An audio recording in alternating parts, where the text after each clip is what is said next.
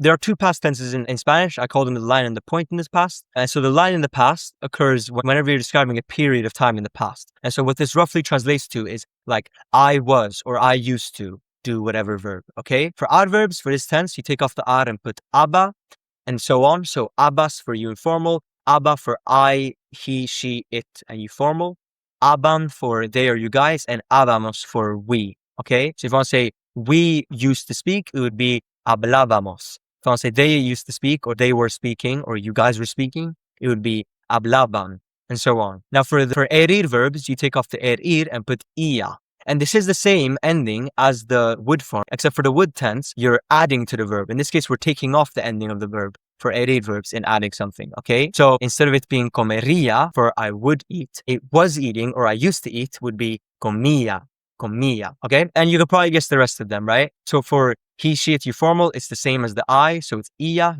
For you informal, you take off the erir and put ias. For they or you guys, you ian. And for we, you take off the erir and put íamos, comían, etc. Very simple, okay? Very logical as well. And so this tense is used for when we talk about a period of time in the past, okay?